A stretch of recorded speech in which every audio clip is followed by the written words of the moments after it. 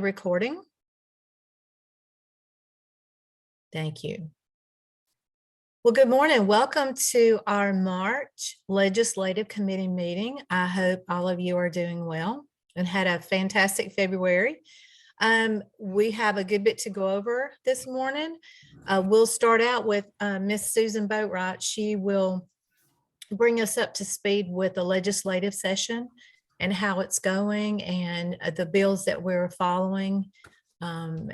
And up to this point, what's going on. And then after that, I'm just going to throw in some crumbs from the February board meeting that we had. Some of you may have attended and some of you may have not. And so I just wanted to bring 2 or 3 things to y'all's attention. So basically, it'll just be an update of legislation today. So, and Gretchen, I see you on here too. If you have anything to add, please let me know. All right. You ready? I can't see you. You're like invisible. You know what? I can't. It's so strange because There I'm you trying. Yeah. Can you see me now? Yes. Okay. I don't have the option to do a participant's view for some reason. So I can see you. As long as y'all can see me and hear me, then I'll just talk. I'll talk to you, Vicki. You're the person I can see. Okay. So not too terribly much has happened since our last meeting, to be honest. I feel like, of course, between now and our next meeting, we'll have a much better idea of where things will land and shift out, because this is the time that language gets added and removed. And last year, I think, when we were tracking that legislation to allow state employees the same protection from having an arrest warrant taken out, some language got added to that bill that kind of got tucked in. So that's really what I'm on the lookout for right now, is just if anything gets added or taken away that changes the essence of what I've shared so far. And the only legislation that I can't report out 100% on, because I haven't seen the changes, is the amended budget. It is typically passed by mid-February. It still has, it's been approved. The House sent over their version that they had approved with their changes. Of course, then the Senate needs to look at it and make their changes, and then it'll go to the vote. And so the Senate version, I believe, was finished up Monday morning. And I believe it was a favorable response, but there were some substitutions. And when I go online to look at the substitutions, they're not available. So that's the only one that I don't feel like I can tell you 100% that nothing has changed. And as soon as I know what changes, and if there are changes that don't impact us, then you probably won't hear from me. But if I hear of anything that changes, and the important thing about the amended budget for employees is the cost of living increase that they would be eligible for prior to June 30th. And then next year's budget has it annualized and broken up into a monthly amount. So we're still waiting on that. I have no reason to believe there's any difference. I just would like to have seen what was recommended before our meeting. I checked literally 2 minutes before we went online, and still it says the version's not available and that we can contact the Senate office. So be on the lookout for that having passed. And if you just get a notice that it passed, it means it passed and the COLAs were in there and the amount that was dedicated to some other programs didn't change as well. But if there are any changes, they'll be spelled out. In addition to the budgets, we are tracking a couple of bills. We have tracked the bill that Senator Cowser introduced in February, and it passed. in February, the Senate, and that is to allow some tax deductions for certain entities who want to make donations on behalf of youth in foster care. We had, I think I saw Jonathan on, if he wants to share his opinion on that. I saw him come on, but I can't see who else is on. I don't know. Okay, I can see who's here. Yeah, Jonathan, if you want to share your thoughts on that legislation, or I can pull it up in the SharePoint and share what you wrote if you're not able to do that. And Susan, I am sorry, I didn't catch which bill you're referring to. Oh, that's right. I've given you a couple. This is the one that would allow the tax deduction or tax credits for contributions made to child support organizations. Right. Yes. I support that bill. I think it's a good idea. Really didn't see any issues with it, and just really allows people to make donations to a good cause. And I think a lot of it also has to do with transitioning those youth that are transitioning into adulthood. Yes, and that seems to be the opinion from the support there in the legislators with the legislators. So, you know, of course, I don't have a crystal ball, but I don't see that there'll be any problem with that. The next one that we are looking at is the Mental Parity Act. And although Danny did spend time reviewing that tremendous piece of legislation, I'm not going to ask him to go into his analysis because there are lots of moving parts. And in every conversation that I hear about, there are pieces of it that people really like. There are other pieces that are being teased out that could be problematic or just wouldn't work. And so I think we'll have much more to come on that, unless Danny, you just want to chime in on your 2 cents. It doesn't impact us specifically. It's just the biggest legislation of the year, and I felt like we needed to be aware of it. I can also read your analysis from the SharePoint if you'd like. You may be better reading because it's been, what, a month ago since I gave you that feedback. Mm-hmm. And Susan, excuse me, is this the one about mental health coming up with a array of services? No, that one is yours. Yeah, okay. Yeah, I read that one too, but okay. We'll get to that one in just so a minute. What is the name of this one? Can you go back and give the name of the bill that Jonathan's is as well? Yes, so Jonathan's bill was Senate Bill 370. And if you can access the link in the newsletter that went out yesterday, they're the most up-to-date information. It's an online document. You should be able to access it. And if you can't remember this, you don't have anything to write on. I'm just going in the order that they're presented on that document. But 370 is that one. And then because the House bill, the House bill is number 1013, but everyone has asked that we call it the Mental Health Parity Act rather than House Bill 1013, just because of the 1013 reference, that they don't want it to be known or any connotation to a 1013 reference. So you may not hear it called by its number. You just may hear it called mental health parity. So this is what Danny said, that he loves that we are attempting to encompass services for substance use disorders and behavioral mental health as a state. He also loves that this allows for the state to utilize something other than jails and prisons to house for mental health issues. Loves the section on inpatient civil commitments. He believes that this will help defects in several circumstances.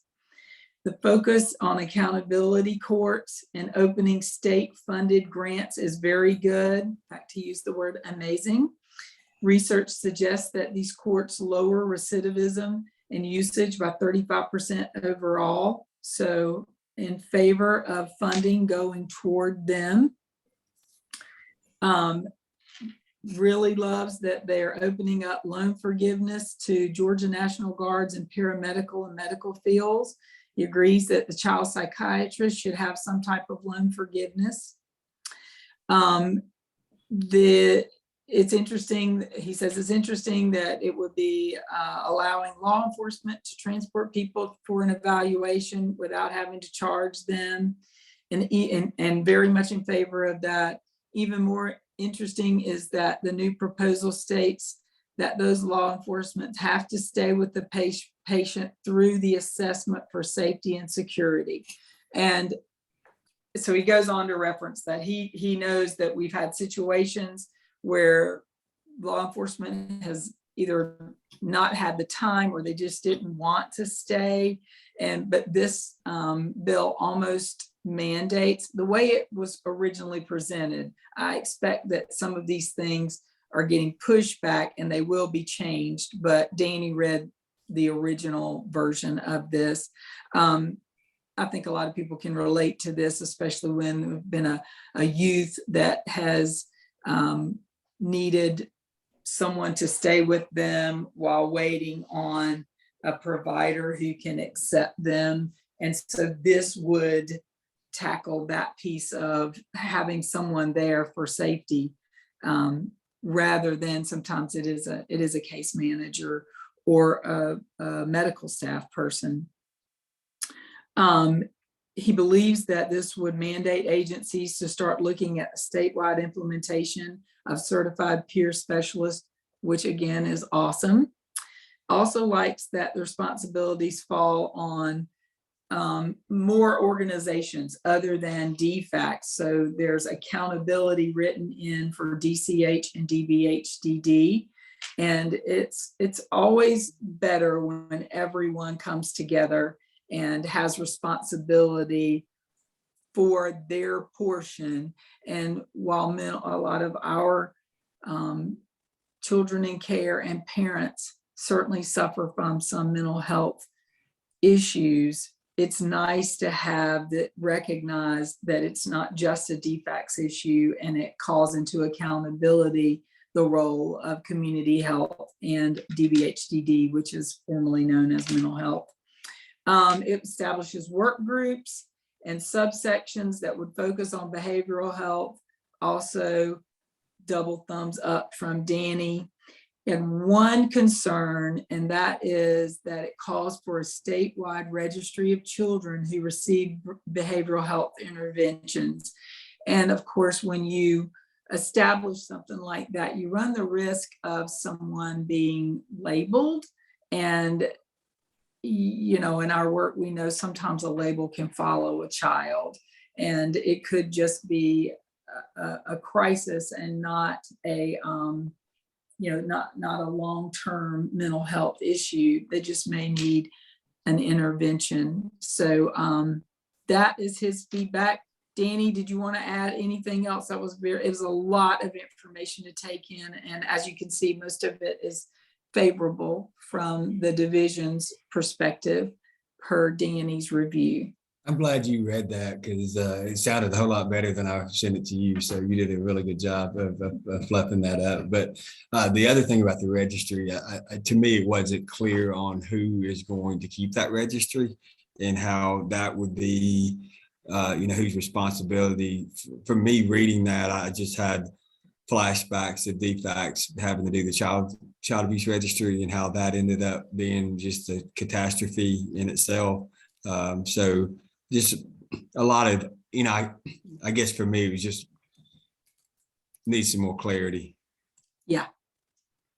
And I think that is what is being sorted through now. And so we will keep you updated on that, but that is, that's really good feedback. I appreciate you doing that. Does anybody have, now this is huge legislation, so we may not be able to answer your questions, but if we will certainly try. Does anybody have a question about that? Are you there? I'm here. Yes. I'm Tori Reynolds, the Executive Director of the Transforming of Color Healing Project here in Atlanta, Georgia, where I focus on rural areas such as Noonan, Columbus, and the outskirts of Georgia, providing resources to transgender women of color, while provide spiritual one-on-one counseling and services. Thank you. Thank you. Thank you, Thor. Lisa Diane.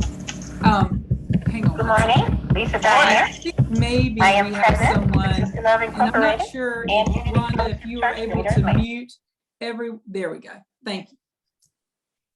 All right, so the next legislation we are tracking, we assigned to Jennifer Chambers. It's House Bill 1048, and it is it's relating to the assessment of trauma in students who are in foster care and the impact on the students, so as to require local units of administration to annually report to the State Board of Education certain information regarding the educational performance of foster care students. Jennifer did an analysis of this, and I don't know if Jennifer is with us. I did not, she may not have been able to join, but okay, so I'll read you what she said. And her concern, of course, is around what would be reported, very similar to Danny's comments before. She feels like this legislation, if passed, some things would need to be clarified, specifically what would be reported and the way it's worded. Progress and status of the educational performance would be that is a little too vague and would need to be clarified, and who would report it and who would retain this information would need to be clarified. And then she was saying that she feels like if there would be a report, we would need to make sure it was a joint effort between Defects and DOE, if that's who it was being reported to, so that we could both be aware of the information being shared. This bill has not gone anywhere. I don't think anything will happen with it. But we are continuing to watch it. There's been no movement in the past a month. So that's one that we're looking at. And I was going to check out something right quick to see.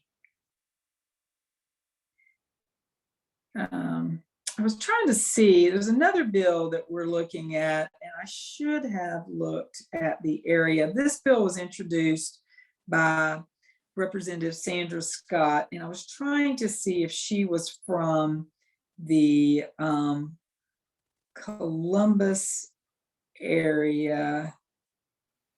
No, she's from Clayton County. Oh, she's Clayton County. Okay.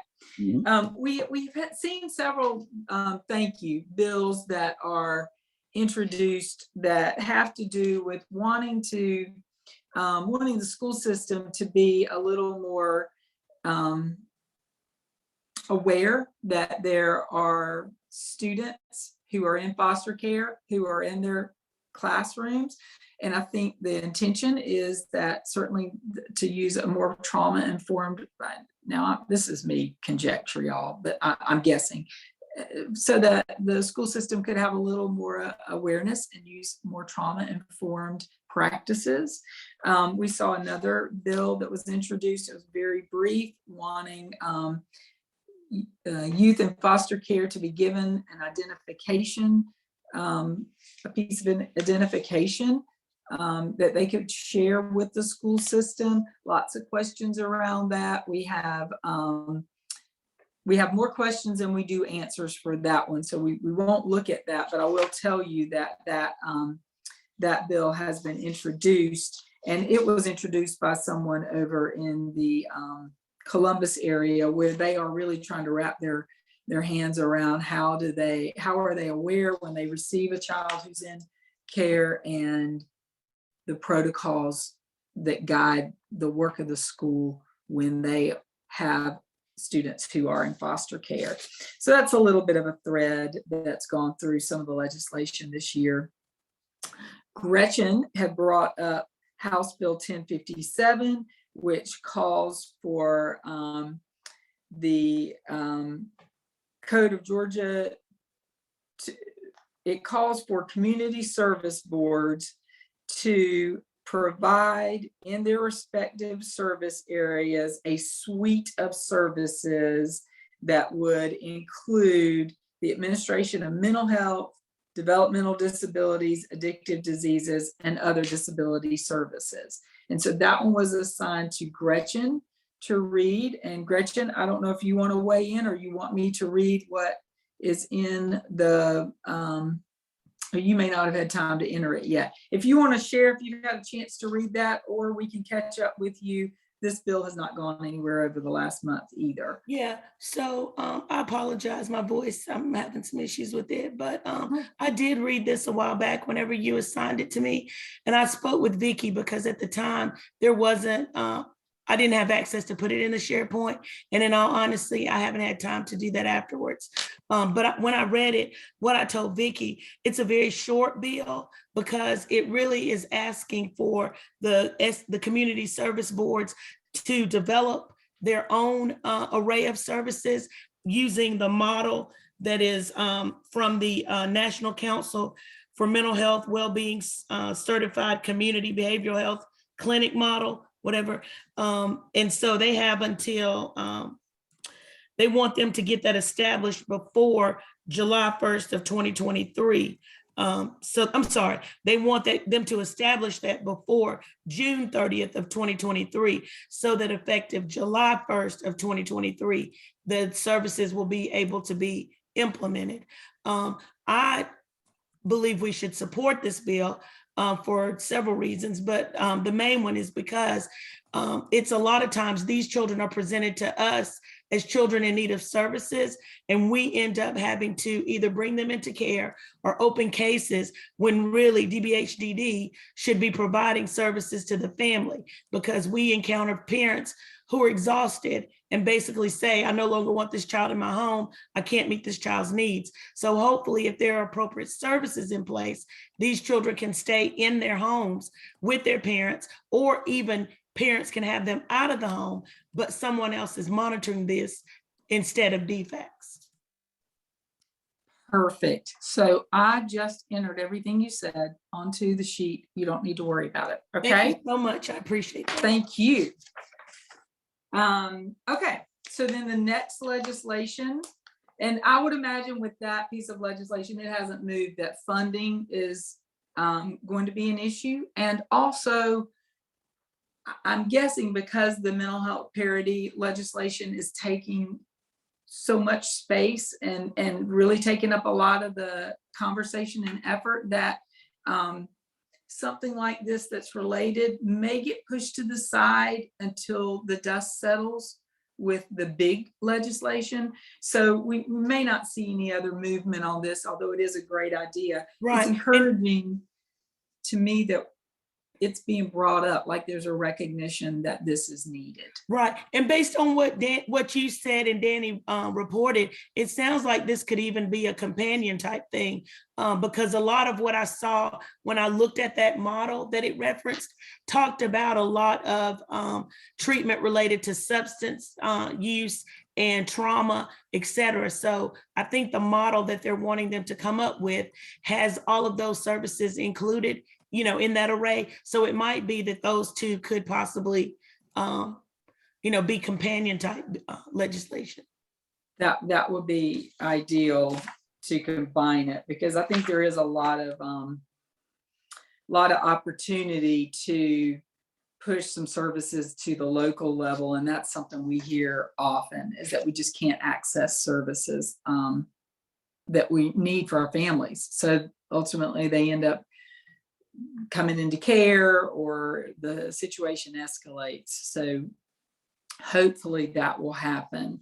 Thank you, Gretchen. And so the next bill that was assigned was House Bill 849. And it was related to the reporting of child abuse. And it adds human resources personnel and supervisory personnel in a workplace that employs minors to be mandatory reporters for child abuse. It also requires for training for that personnel, just like there's mandated reported training for people who are in roles that are considered mandated reporters. And so Jonathan looked at this, and Jonathan, if you want to speak to it, you can. Otherwise, I'm happy to read what is entered. Yeah, it just seemed like a strange bill to me. I didn't like it because it expands mandated reporters to include HR employers. I had a picture of an employer from McDonald's being a mandated reporter, and that just didn't sit right with me. So I don't really know where this is coming from, or if it's going to pick up any steam, but I'm not a big fan of it. Perfect. And I think some of the comments you gave was that it's just so vague, and without understanding the purpose, it could in fact discourage employers from hiring minors if they believe there's some perceived liability. So I think that was very well thought out. It is an interesting, you don't always know where something's coming from. There's a seed somewhere that someone is trying to address, but you don't always know what it is. So this is obviously trying to get at a broader net to report abuse. One of the things I thought of, while that's always a good thing, if anyone sees something, they should say something, is that the information gathered should be from someone who's directly involved in the with the youth and have enough information to share with the report coming in. So, I mean, there's a little bit of question about if you added these folks as mandated reporters, how would that play out in the workplace without them kind of doing the work that school personnel and medical and clergy and all of the other list of people do. So we'll continue to watch this. It hasn't moved. I don't know that it'll go anywhere. The next one we were watching was again one that was assigned to Jennifer, and it was to revise the misdemeanor convictions of people who are charged with aggravated child molestation. The misdemeanor, you get a misdemeanor conviction if it is a child over the age of 13. Otherwise, it is aggravated child molestation. I'm not using some of my wording right, but basically what this is doing is instead of the cutoff being 13 to get a more serious charge, it would raise the age to 14, so that if you had anyone who was charged with child molestation, they would be able to, we want to raise that up to 14 so that a youth up to the age of 14 would have it would be more serious, reviewed more seriously and have a more serious charge. It looks like some movement is going on with this. It's been favorably reported, meaning that the Senate has read it. They like the content of it. It's being read a second time. And so there are lots of things that need to be considered with this, but I don't see why there would be very much opposition to this. We'll continue to monitor it. The most recent activity was mid to late February when it was reviewed favorably by the Senate.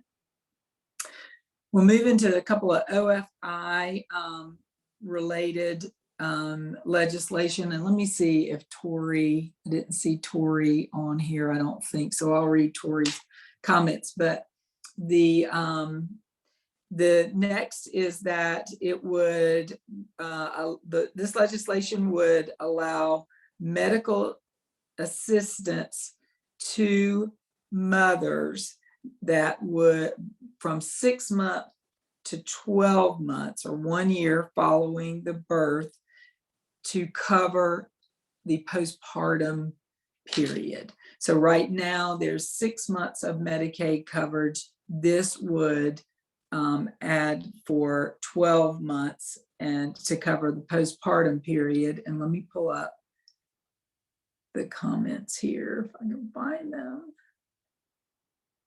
Yep, here we go.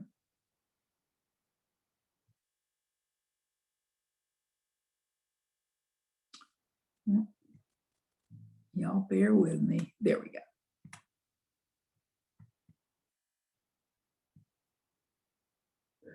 Tori says this is a good bill that we should support.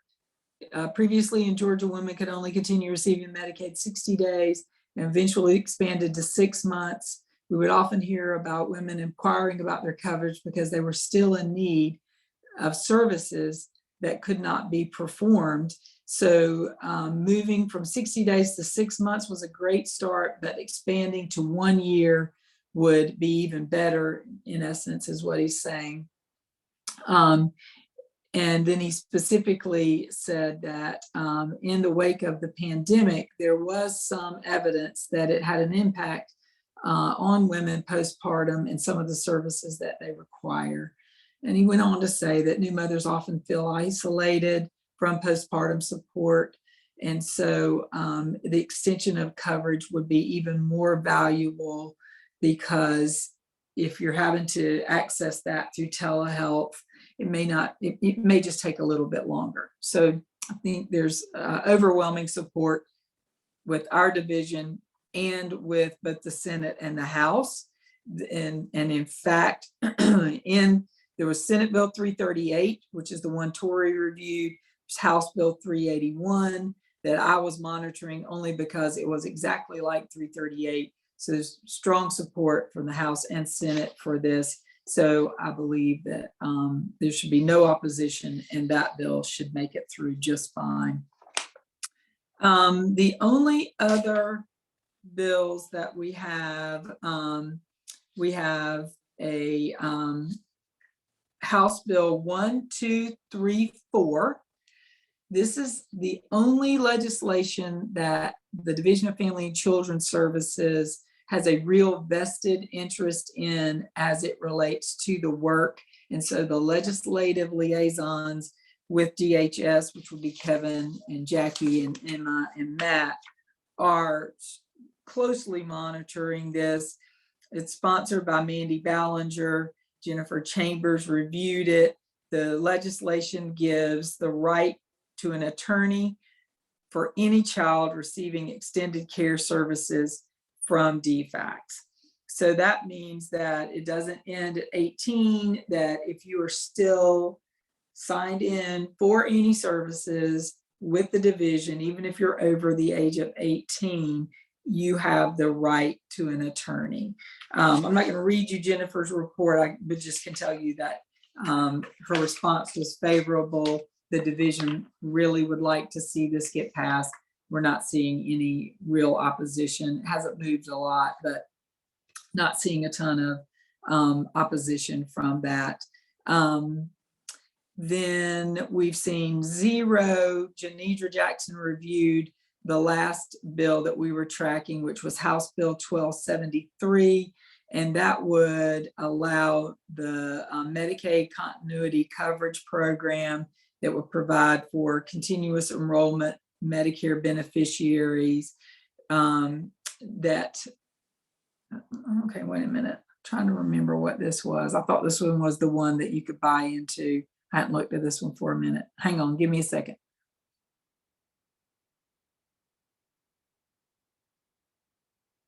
Okay.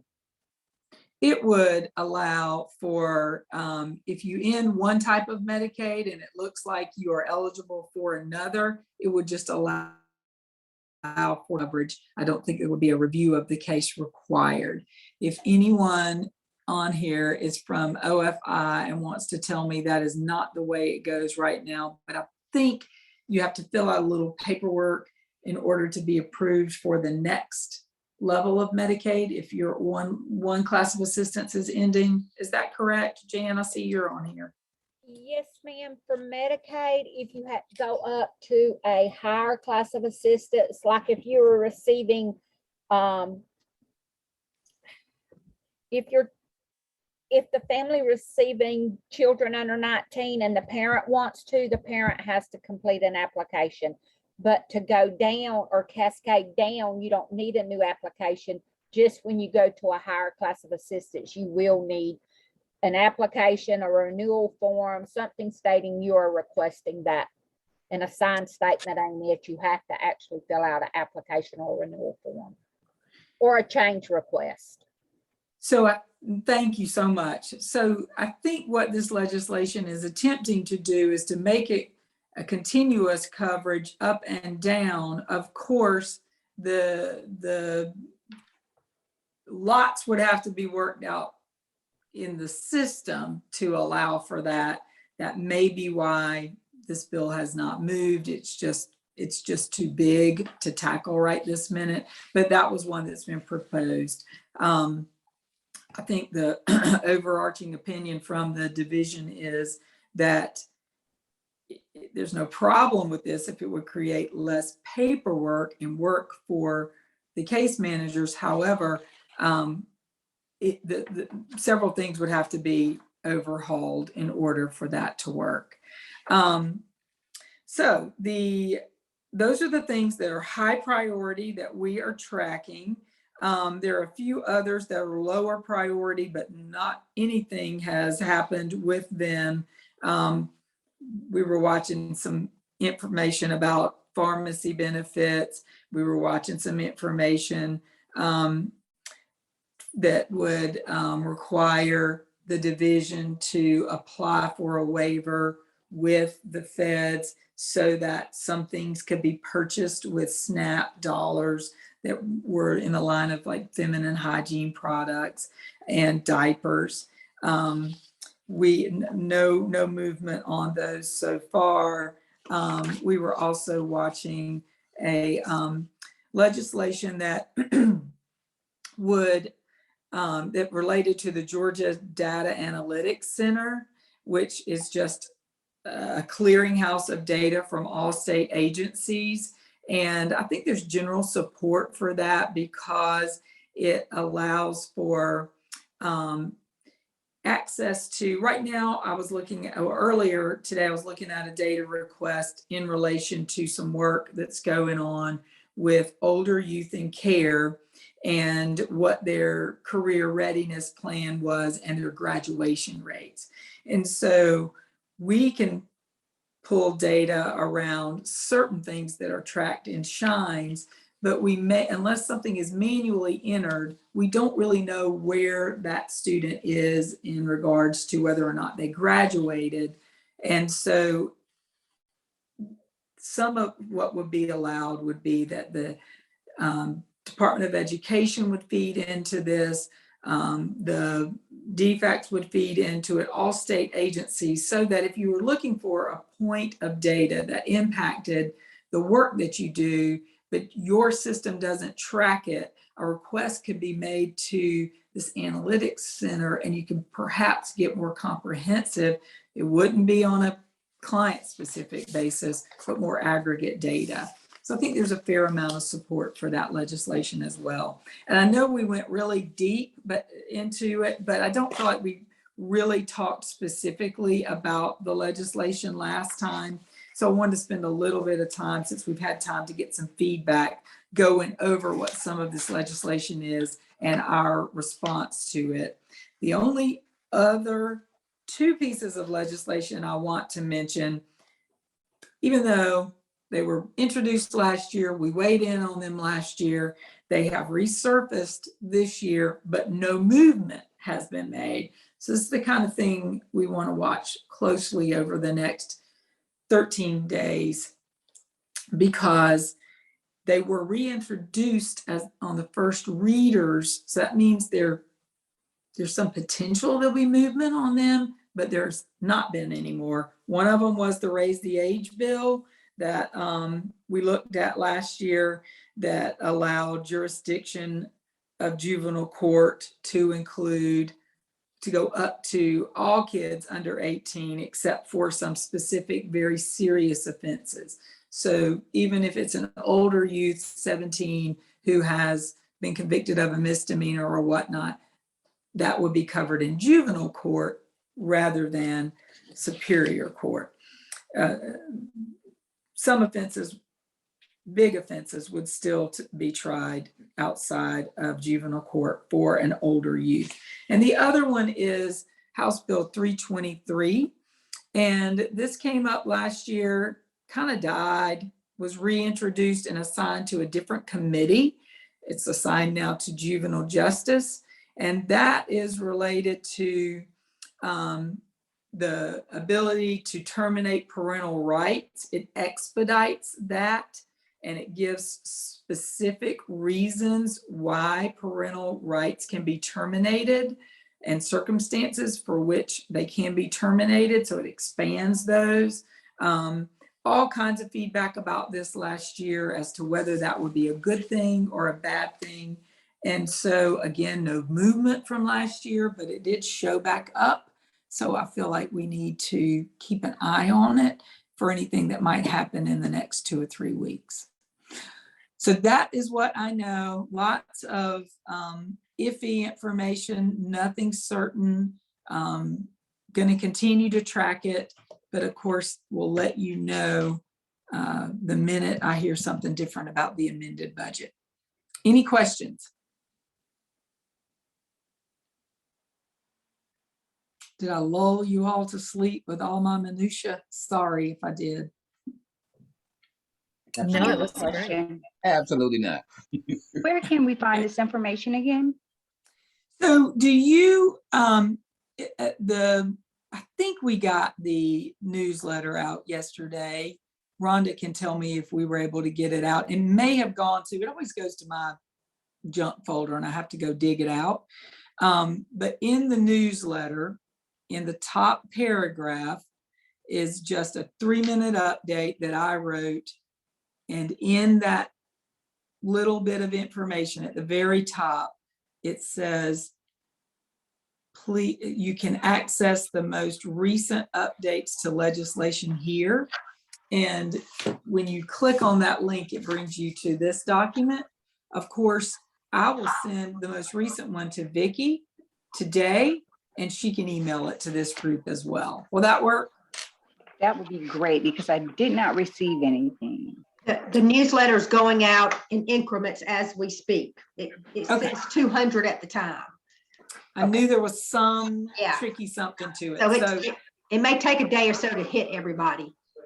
All right, well, I'm going to go ahead while Vicki is sharing the updates from the board meeting. I'll go ahead and send this most recent document to her, and then she can send it out to this group following the call. Thank you, Susan. Absolutely, thank you. All right. We have a little bit of feedback. So is everybody's mic off? Mine is on. Okay, can you mute yourself? Well, I tell you what, go ahead, Miss Lydia. She wants to give everyone an invitation to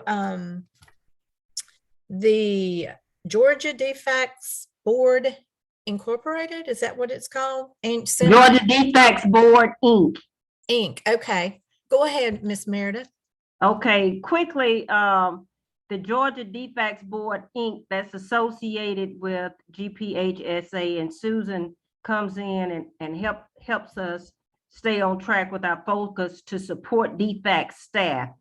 And we are having our April semi-annual meeting in April 12th. It is April the 12th, and everything about the meeting, how to register and so forth, is on the website. And I gave it to Vicki. Hopefully Vicki can communicate that to all of GPHSA members and so forth, because every dollar will be used to support DFAC staff with scholarships, education grants,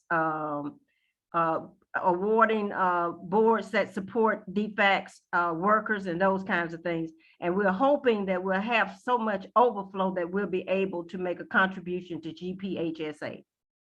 Thank you, Vicki. Wonderful. Thank you. I'll include this. We have quite a few things that I can send out in an email to the committee members after this meeting. So I will include that. Thank you for thinking of us. And Miss Meredith also was looking at the agenda and said, I want to be a DEI committee member. So Miss Jan Prescott has already reached out to her.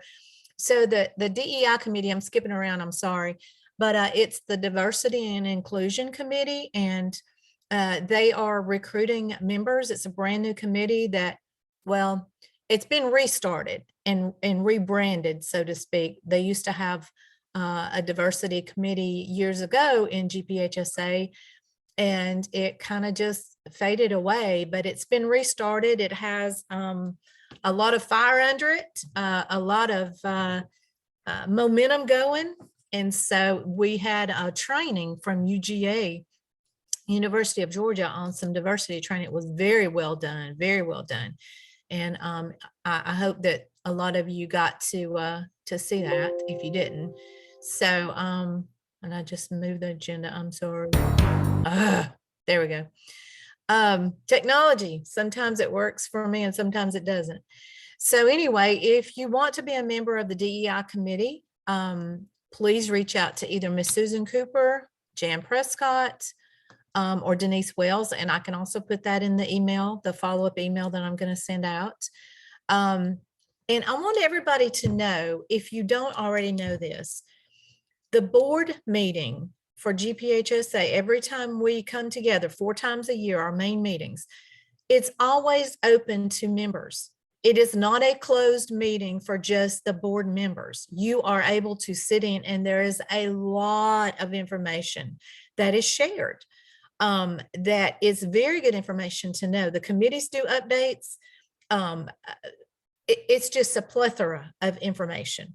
And so I encourage you, the next time we meet, which will be in May at Lake Lanier, if you are planning on attending, please, attend the board meeting. You will not be disappointed. It's a lot of good information. So that's our next meeting, Lake Lanier, May 2nd and 3rd. The registration will be coming out shortly, as soon as everything's put together.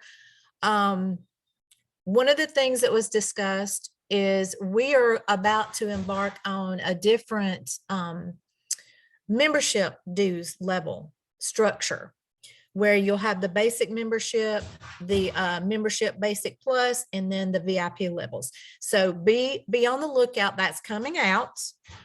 They are wrapping everything up in a bow, and we'll be presenting that soon. That'll be effective 2023. So we've got some time. And then also they're changing the educational grants that comes from the foundation. It used to only be $1,000 going towards educational purposes that you could ask for a lifetime. Now that has been bumped up to $1,500. And if you ask for money to go to conferences or anything, that is not included towards your lifetime maximum. So be on the lookout for that. Those are 2 exciting things that we're about to roll out. And then the annual conference that's planned for August the 29th through the 31st at Savannah, the Marriott. We will be in person. We will be in person. So just know that we're going. We're going. But they are about to start planning for this. So if you want to be a part of the planning committee, they're going to have a registration committee that'll be stuffing bags for members, giving out name tags, all the things that happen in registration. So we're going to need a lot of help. So if you're interested in helping plan the conference, the agenda, all the things, the speakers and all that stuff that goes within it, they're going to be starting the meetings soon. So contact either Angie Thompson, our president, or Susan Cooper, our president-elect, and let them know that you're interested. Susan, do you want to throw in a plug? Susan Cooper, do you want to throw in a plug for the annual conference planning for anybody? Yes, we met in May and we started a bunch of great ideas. So we just need to start, finalizing some of them because, September will be here before we know it. And Yes, unlike it you, will. Vicki, we will be there in person. I know we will. So yeah, definitely if you're interested, just let me or Angie know. And we will be coming out really soon with our first meeting because we do need to get things done, people delegated out and all that fun stuff. So thanks, Vicki. You're welcome. You're welcome. Let's see if I missed anything. And if you don't get the newsletter, say by, what's today, Wednesday? By Friday, Saturday, Sunday, by Monday, let's say by Monday, let me know because things happen. We may have a wrong email address for you. You may have updated information that we don't have. Anything can happen. It could be in your junk folder. So always check to make sure your junk folder, because for some reason it goes there and I don't know why. So let me know and I will send up a message to Rhonda Floyd, our wonderful assistant. I see chats coming in. Okay, that is, Miss Meredith. Okay, I will add that in the email, Miss Meredith, to send out. Let's see. Gretchen, am I missing anything? Sorry, it took me a minute to get off mute. I don't think so, Vicki. I think you've gotten everything. Okay.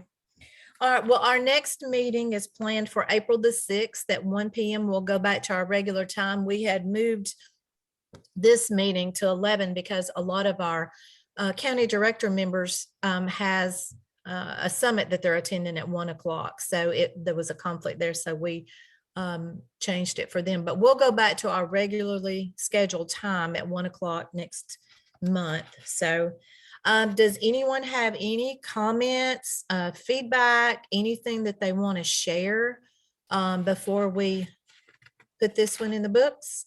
We also record every committee meeting and it's on YouTube, Legislative Committee. There's not a channel, I don't think, Rhonda, is there a channel? I think you can just search it by GPHSA Legislative Committee, I think. But as soon as we get the link and it's posted, I can send that out as well. That's correct, Vicki. We don't have a channel, I guess, per se. Okay. Just So put in you can go back GPHSA and- and it'll come up. Okay, yeah, just type in a search for YouTube, GPHSA, and any of the recorded videos will come up so you can just kind of scroll through and catch ones that you've missed. Because I know the last few meetings, we've just had an abundance of information. So if you missed anything, please go back and get it. All right, Miss Susan Boatwright, you have anything? I just wanted to say that the newsletter does go over in specific the new due structure.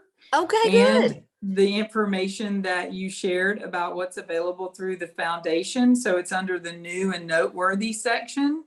And so you'll have that information there. It also shares with you a new employee discount program. There's a link in the newsletter that you can hopefully access if it's working. Otherwise, you can copy it. And you join, it's called Perks at Work. It's the one that the University of Georgia uses. It gives you access to travel discounts and shopping discounts. And you just join by entering your email. The link that is provided in the newsletter is a GPHSA specific link, and it's available to any member as part of your basic membership.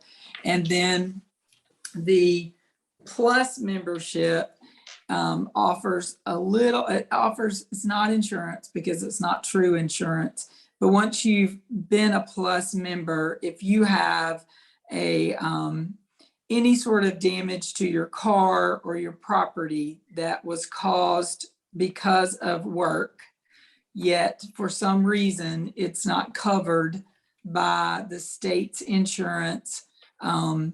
An example was someone had a rock, they were going for a visit and it I know it wasn't a rock, a child in the neighborhood where they were visiting threw something and burst, their windshield got a crack in it.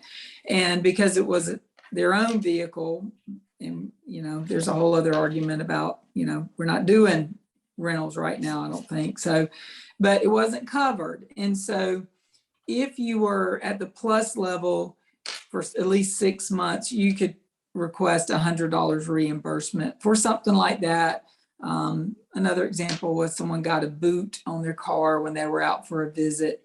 There was just nowhere else to park and they had to make their response time. So that's another perk. It's all laid out in the newsletter. If you don't get the newsletter, like Vicki said, please let somebody know, because we want to make sure you're getting added. There's a lot of links to information and other content in there.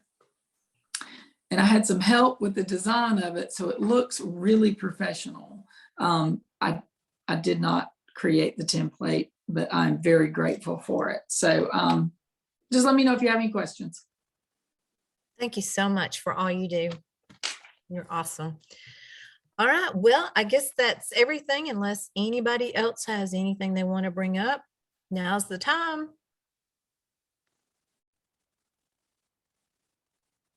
Anything at all? Uh-oh.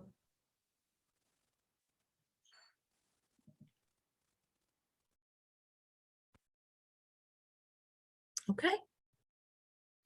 Well, thank you so much, everyone. We appreciate your time out of your busy schedule.